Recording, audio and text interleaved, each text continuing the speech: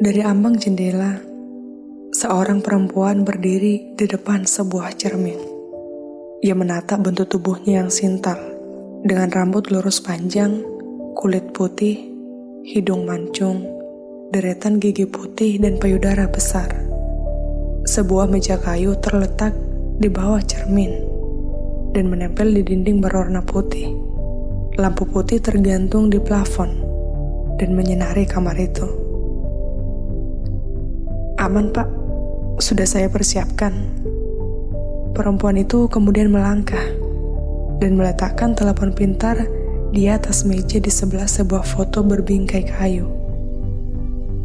Seorang lelaki dan perempuan tua tersenyum dengan latar air danau yang terbias matahari kemerah-merahan.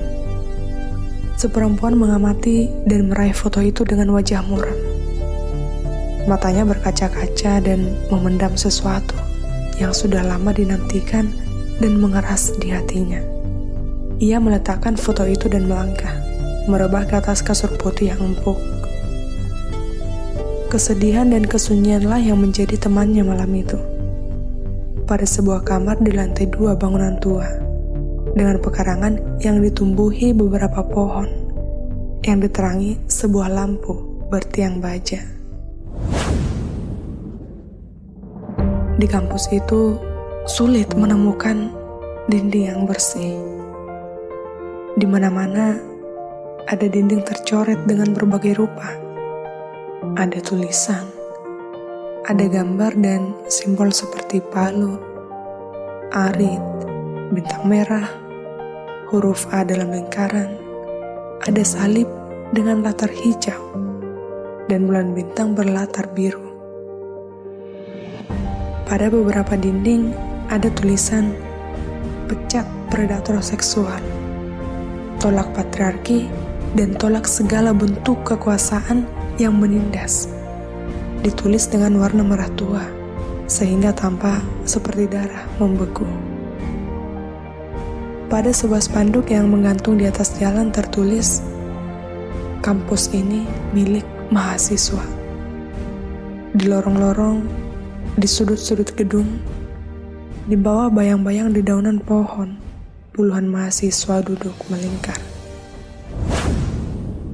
Pada sebuah pohon besar, Asa membaca novel Satu Abad Kesunyian karangan Gabriel Marquez. Di sebelahnya, Didi tertidur dengan sebuah ransel di bawah kepala. Mira mengetik di laptop, dan Boti duduk bersandar di batang pohon dan berbicara kepada dirinya sendiri. Lama kali dia keluar. Boti menengadah ke daun-daun pohon itu. Mungkin diceramahi.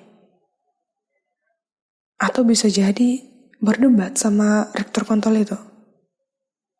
Mira melihatnya sambil lalu dan menyalakan sebatang rokok dengan korek berwarna hijau.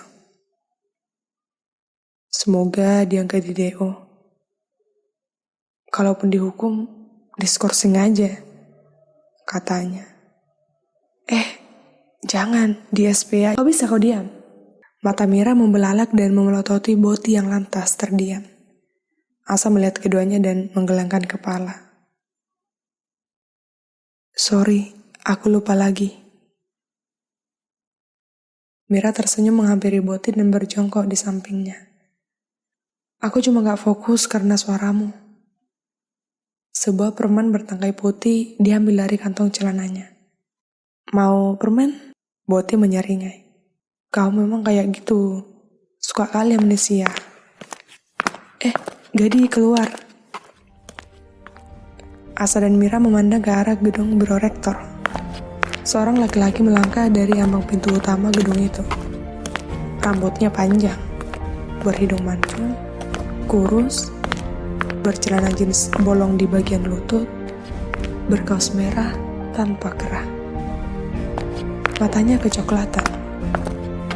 Wajahnya bersih tak bercerawat. Dan di belakang bajunya tertulis 3 sama. Sama-sama bekerja, sama-sama makan, dan sama-sama tidur. Gimana, Gan? Tanya Asa. Kayak gue bilang tadi, mereka gak berani. Gadi mengambil sebuah tas berwarna merah di atas akar pohon besar.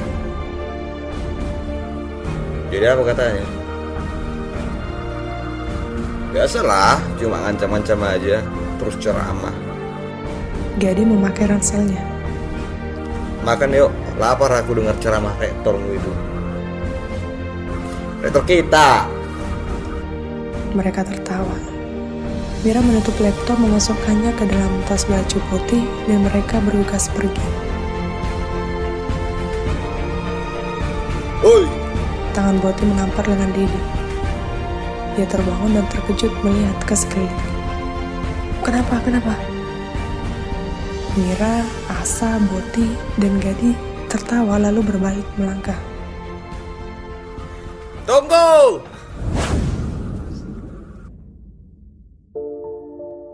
Tiga Indomie goreng dan nasi putih telur dadar tersaji di atas sebuah meja kayu.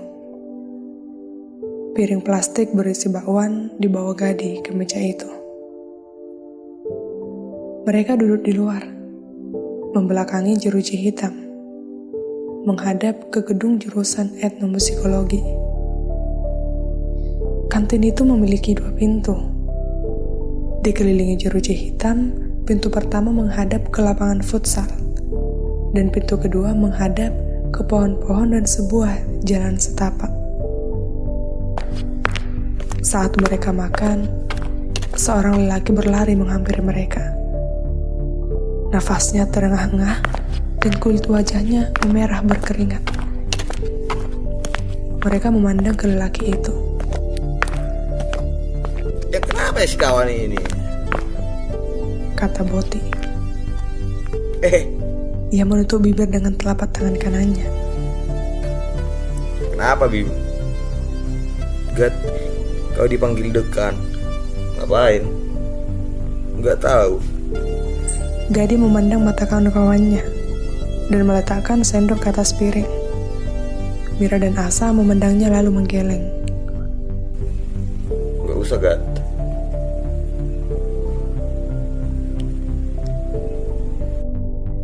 Gadi mengangguk dan memandang Bima. Bilang aja aku nggak mau, Bim. Oke. Bima kemudian berjalan melewati lapangan futsal dan sebuah gedung yang lumayan tinggi berwarna putih pucat dengan beberapa jendela tanpa daun. Lalu melalui jalan setapak yang basah dan pada kedua sisinya tumbuh rumput peking pendek. Ia mengetuk pintu berwarna coklat dan di atasnya tertulis Ruang Dekan. Lantas sejenak kemudian memegang gagang pintu, membukanya lalu masuk ke dalam. Di luar, Gadi makan begitu lahap dan di depannya sudah ada nasi tambah. Mira, Asa, dan Dedi menggeleng senyum memandang Gadi. Sedangkan Dedi tertegun melihat sesuatu ke arah lapangan futsal. Wah, ada yang jemput tuh. Bola mata mereka bergeser ke arah sana dan melihat seorang perempuan berjilbab coklat berjalan mendekati mereka. Setelah nasi di piringnya habis, Gadi menggeser mangkok berisi Indomie. Kemudian menyantapnya ketika siku tangan Dedi memukul-mukul pinggangnya. Gat, kata Dedi berbisik tanpa memalingkan wajah dan tersenyum kepada si perempuan itu. Gat. Sikuannya semakin kuat dan membuat Gadi meletakkan sendoknya. Apa sih? Kepala Gadi bergeser ke arah Dedi dan terkesiap melihat perempuan itu berdiri di sampingnya. Lanjut aja dulu makannya, Gat, kata perempuan itu seraya menyentuh sandaran kursi kosong. Iya, Bu. Gadi senyum dan pipinya berubah memerah. Ibu udah makan? Makan dulu, Bu. Perempuan itu kemudian duduk dan memandang Gadi. Ibu udah makan. Suasana di meja itu seketika menjadi hening. Dan Gadi melanjutkan makan dengan malu-malu. Keempat temannya bergeming dengan kepala tertunduk. Setelah selesai makan, Gadi dan perempuan itu berjalan menyusuri lapangan. Dan orang-orang yang berjalan dan berada di sekitar itu memandangi mereka. Mereka melintasi sebuah tembok berwarna kuning bercoret-coret dengan sebuah tulisan berwarna hitam. Kaum buruh, tani, mahasiswa, dan kaum miskin sedunia, bersatulah. Mereka duduk berhadapan pada sebuah ruangan kecil dengan beberapa lemari kaca berisi buku-buku. Perempuan itu tertunduk dan menutup keningnya dengan telapak tangan dan sikunya bertumpu di atas meja. Ibu udah berusaha, nak, kata perempuan itu, membuka laci dan meraih sebuah amplop putih lalu meletakkannya di atas meja. Mereka udah terlalu benci samamu. Gadi membuka amplop itu dan menarik secari kertas dari dalam. Maafkan ibu ya, nak, kata perempuan itu. Ibu gak bisa buat apa-apa lagi. Setelah mengamati kertas itu, Gadi menunduk dan terdiam.